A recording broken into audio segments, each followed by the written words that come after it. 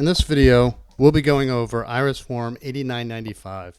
This is the Qualified Business Income Deduction, or QBI deduction, Simplified Computation. So, for most people are aware of the Tax Cuts and Jobs Act that put into place a new deduction called the Qualified Business Income Deduction. In other words, you're able to take a deduction on your tax return, on your personal tax return, by, a certain percentage of business income, qualified business income. There are two forms to be able to do this calculation.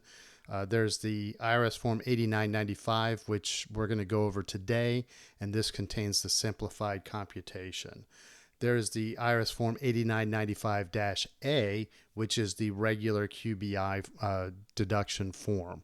It's much more involved. It's got 4 schedules, and it's the form that you have to complete if you don't qualify for the simplified computation form. So that begs the question, who's eligible to complete this form? Well, it turns out that the following taxpayers are able to use this form instead of the much more involved form to calculate the QBI deduction.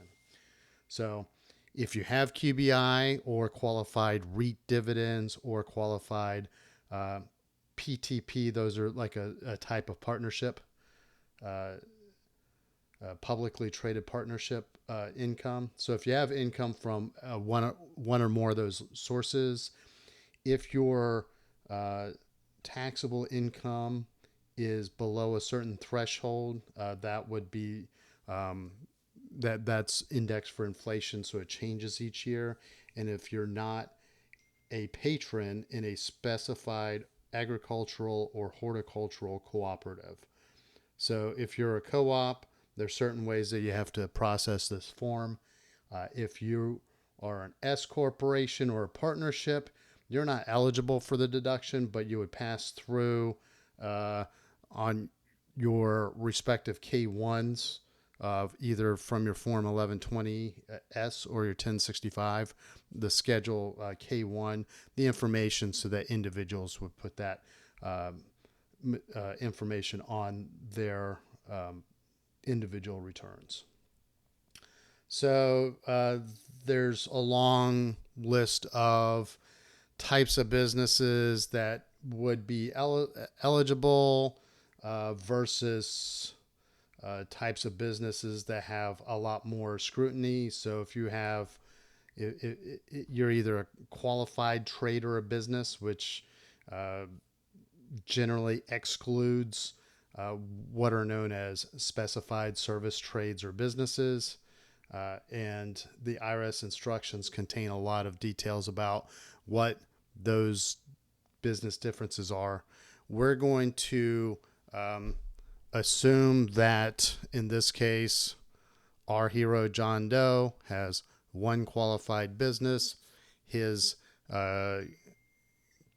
taxable income is below the threshold, which for 2024 was $383,900 for married couples filing jointly.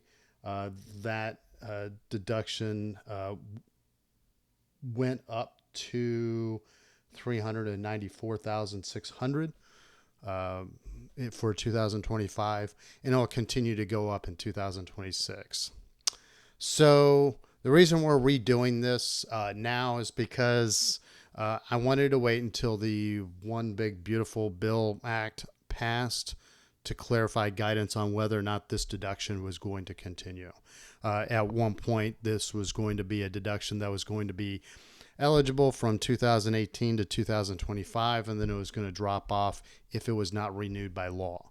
So it was renewed in the OBBBA that passed earlier this summer in 2025.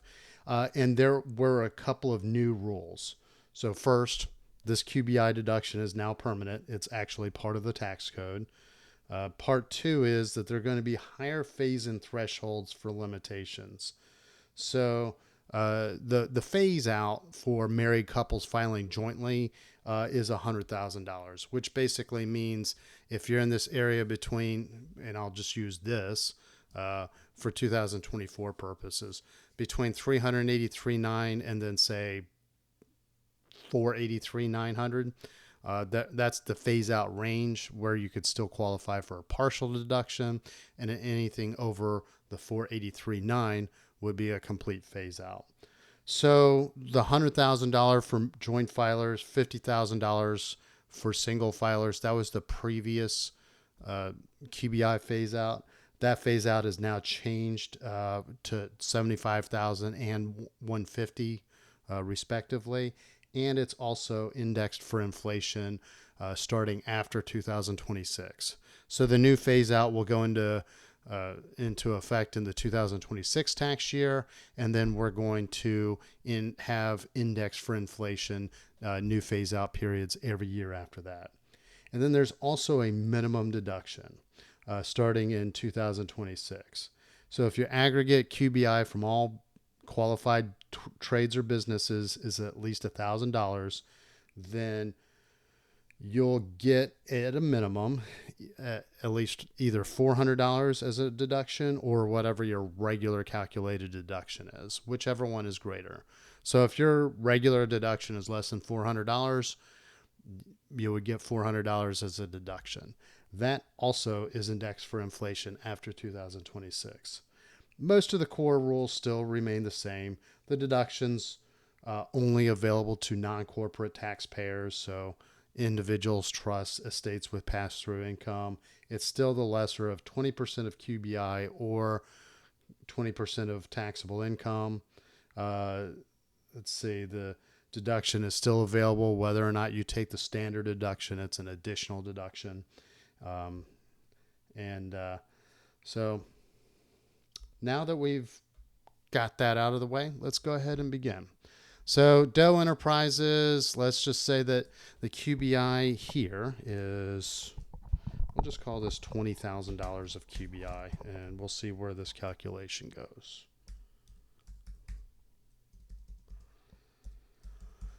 So that's the only one we're going to do. So we're going to combine all of these figures. That's $20,000 we're working towards. And then in part 3, we're going to take a closer look at any qualified loss carry forward that was allowed in calculating taxable income, even if that loss was from a trade or a business that's no longer in existence. So that's obviously going to be in parentheses. Let's just say that loss is minus $5,000. So we're going to combine these, and we get $15,000 of QBI after that loss. Now the QBI component, we multiply this by 20%. 20% of $15,000 is $3,000.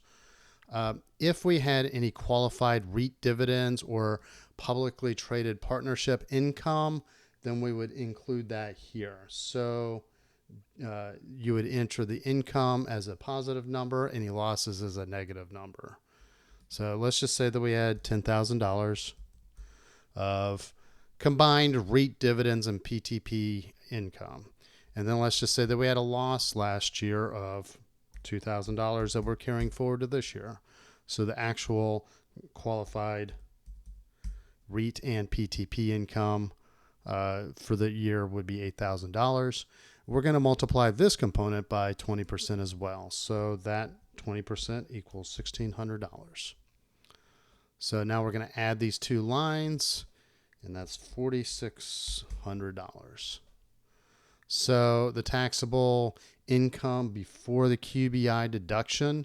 So when you look at the line 11 instructions, you're going to basically use the line 11 from your form 1040 minus line 12. So real quick,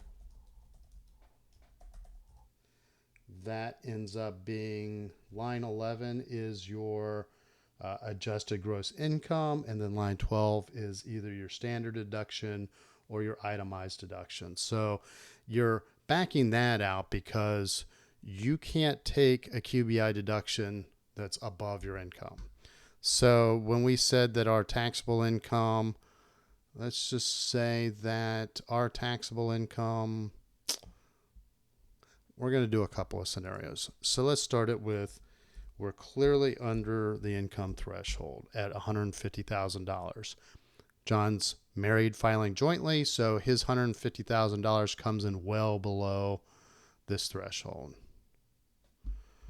So we're going to enter any net capital gains, and from the form instructions, net capital gains, for all intents and purposes, are going to be from line 3A of your tax return. So that would be, that's your qualified dividends plus any actual capital gains from Schedule D.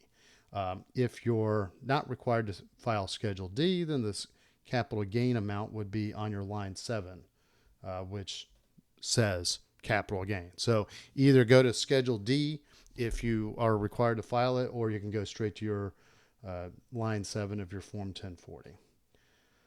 So we're going to enter, let's just say that we had $10,000 of capital gains, which we're going to back out because capital gains are not considered part of the qualified or the taxable income that we can use to offset this.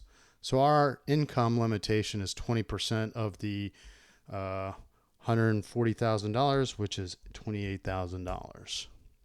So we're going to take the smaller of this, the 4,600 or the 28,000. That's 4,600. And then if we had any qualified business loss carry forward, we would combine these. If it's greater than 0, we're going to enter 0. And we're going to combine these two. If they're greater than 0, we're going to enter 0. So the QBI deduction goes right onto line 13 of your Form 1040. This is the QBI deduction. That's what we would put in. Let's say that this income ended up being $50,000. Let's see if we can make it work like this. So $50,000 of taxable income minus our net gain means that we have $40,000 to work with. We're going to multiply that amount by 20%. And that ends up being $8,000. Well, that's still going to be large enough to allow us to get to, to use the entire maximum QBI deduction. It appears that we would have to significantly decrease this amount. So let me see if I can maybe amp this up a little bit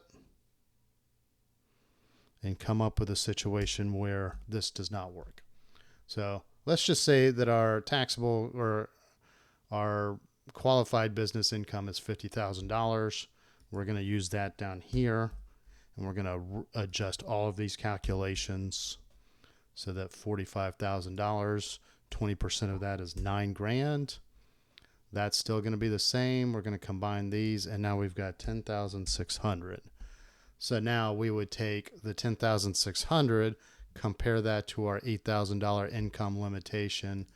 We're only going to take the $8,000, and then we would combine lines 2 and 3. So that wasn't a business loss carry forward. And we don't have any REIT carry forward. So we basically have limited our QBI deduction to the 20% income limitation instead of 20% of the QBI. So, I mean, that's not really practical because in this situation, the qualified business income was exactly the same as the taxable income, which probably would not be likely. But I was trying to make these numbers work just so that we could come up with a scenario in which your QBI deduction would be limited by the income limitation.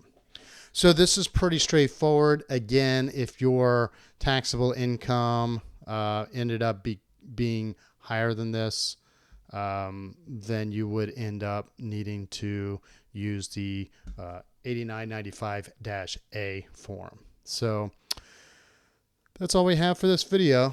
We've also updated our article recently, so you can catch up with this on our article. Simply go to teachmepersonalfinance.com, type in IRS Form 8995, and you'll see the article appear. So if you like our articles, please subscribe to our newsletter. If you like our YouTube videos, please subscribe to our YouTube channel. We'll put links in the show notes to all the resources we've created about forms and articles mentioned here. So if you have any questions or comments, or if you'd like to see another video on a topic that we haven't discussed yet, please hit me up in the comment section. Thank you very much and have a great day.